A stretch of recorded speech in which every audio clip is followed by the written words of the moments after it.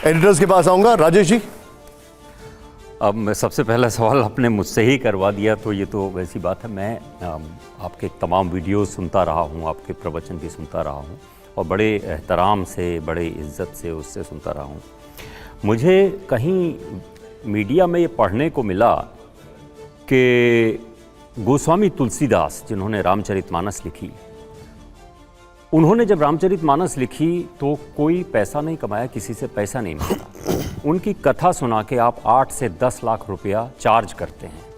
ऐसा क्यों है? अगर ऐसा है तो आप कम बता रहे हैं, आप कम बता रहे हैं। 8-10 लाख में कुछ नहीं होता आजकल। लेकिन आपके चैनल के माध्यम से बता दूं, मैं TV 9 भारतवर्ष के माध्यम से, देवकी नंदन ने अपने कथा करने के लिए कभी भी 8 रुपया तक नहीं लिए। 8 रुपया, 8 लाख तो बहुत दूर की बात है। अब आप कहेंगे फिर ये 8-10 लाख क्या है? 8-10 लाख नहीं, एग्जैक्टली उसमें उससे ज्यादा है।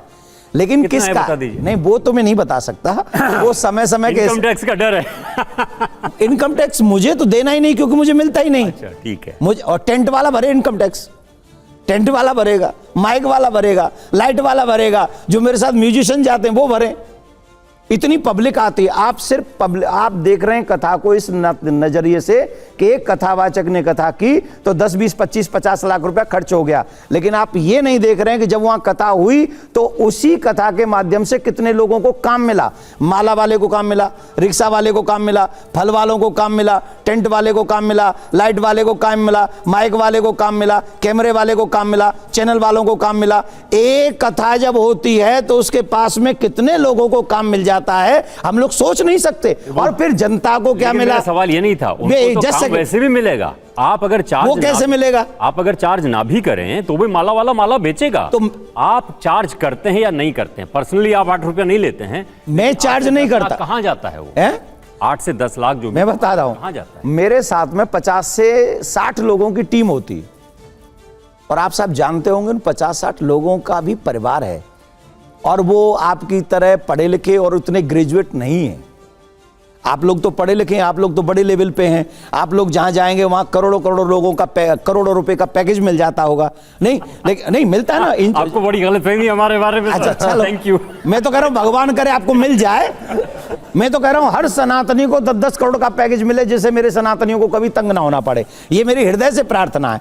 तो मेरे साथ जो लोग रहते हैं, जो मेरे साथ तबला बजा रहा है, जो बाजा बजा रहा है, जो मेरे संग गा रहा है, 12th भी पास नहीं की हुई उनको, तो बांट देते हैं आप जो भी। मैं नहीं बांटता हूं, उन्हीं को मिलता है। जो कथा कराने बुलाते हैं वो उन्हीं को देते हैं, वो मुझे नहीं देते हैं।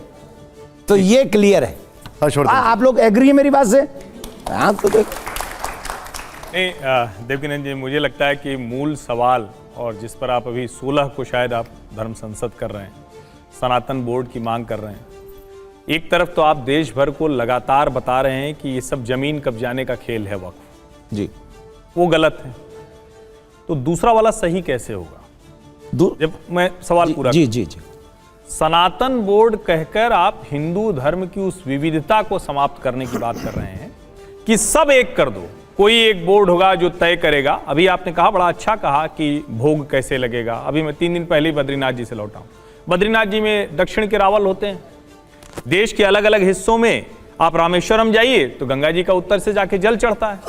इसके लिए किसी को कोई एडमिनिस्ट्रेशन और कुछ बनाना नहीं पड़ा। हिंदू धर्म की जो विविधता है, उसका जो मूल तत्व है वो यही है।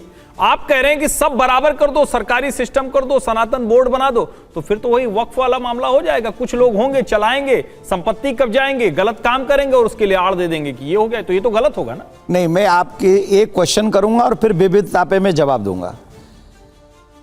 सनातन धर्म के विषय में आप ज्यादा अच्छा जानते हैं या हमारे शंकराचार्य ज्यादा अच्छा जानते हैं?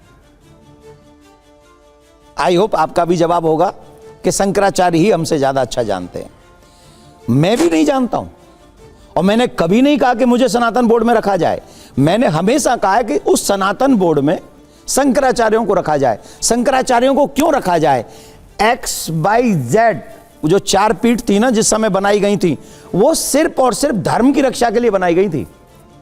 सनातन की ही रक्षा के लिए बनाई गई थी, क्योंकि उस समय भी सनातन पे आक्रमण था, आज भी सनातन पे आक्रमण है। आप कहेंगे कैसे आक्रमण है? विविधता, आपने प्रश्न किया, विविधता, वो विविधता ही हमें खाई जा रही है। वसुधैव कुटुंबकम को सुना सुना के हमारा सब कुछ छीन लिया गया, हमसे छीना जा रहा है, हमसे पाकिस्तान छीन लिया, अफगानिस्तान छीन लिया, बांग्लादेश से भगाया जा रहा है, और हम विविधता में रह जाए ना।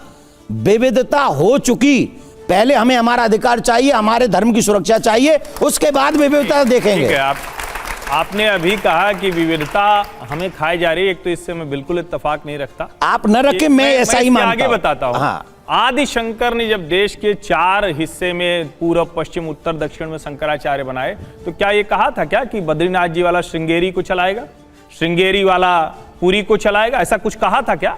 देश के 4 हिस्सों में शंकराचार्य पीठ जब आदि शंकर ने बनाई थी, तो उसके पीछे मूल ही यही था कि आप जिस हिस्से में हैं, लेकिन देश जोड़ेंगे, अपनी परंपरा, अपनी विविधता के साथ जोड़ेंगे। नंबर 1। नंबर 2, आप कह रहे हैं कि पाकिस्तान कट गया, बांग्लादेश कट गया, और अभी आप कह रहे हैं कि हिंदू वहां से बुला लो, बांग्लादेशी भेज दो। अरे भाई, जो वहां है वहां रहेगा ना। अगर हिंदू बांग्लादेश में है और बांग्लादेश पाकिस्तान हमारा हिस्सा था, तो हम तो ये कल्पना करेंगे कि सनातन वहां भी रहे। आप कह रहे हैं कि सारे सनातनी वहां चले। अरे हमको बता दीजिए, सारे सनातनी वहां रहेंगे, मैं भी कल्पना करता हूं, पर सारे सनातनी वहां मर जाएं, हमारी बहन बेटियों के पैरों में रस्सी बांध के उन्हें रोड पे खींचा जाए, उन्हें पानी में गिरा दिया जाए, ये देखेंगे हम अपनी बहन बेटियों का?